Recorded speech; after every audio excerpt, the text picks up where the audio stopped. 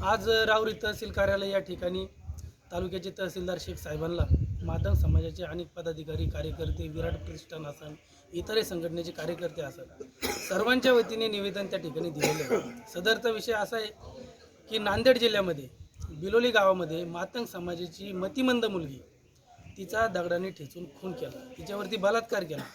आज ती मुलगी या जगात हयात नाही, तिच्या परिवारावरती शेककोळा पसरलेली। मातंग समाजावरती ही घटना असेल, अनेक घटना असेल, अनेक घटनेच्या माध्यमातून अन्याय अत्याचार होत असतात, परंतु हे केव्हा थांबणार? या गोष्टी थांबायला पाहिजे, या गोष्टीला कुठेतरी वाच्यता मिळाली पाहिजे।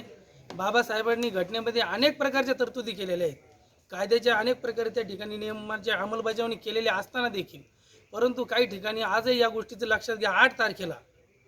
8 तारखेला सदरची अत्यंत दुर्दैवी घटना घडलेली आहे, अनुचित प्रकार घडलेला आहे, परंतु अद्यापही कुठल्याही त्या ठिकाणी आरोपीला अटक करण्यात आलेली नाही। आघाडी सरकारने एक नवीन कायदा आणलाय की 21 दिवसाच्या आत त्याच्यामध्ये तो आरोपी फासावर लटकला पाहिजे, त्या कायद्याची सुद्धा अंमलबजावणी झाली पाहिजे। ही मागणी मी या ठिकाणी मातंग समाजाच्या वतीने करतो, आपल्या पत्रकार बांधवांना करतो, मीडियाला बांधवांना करतो की ह्या बातमीला जास्तीत जास्त आपण प्रसारित करावं आणि या समाजाला न्याय द्यावं, जेणेकरून इतर समाजामध्ये अशा प्रकारच्या घटना घडणार नाही। धन्यवाद।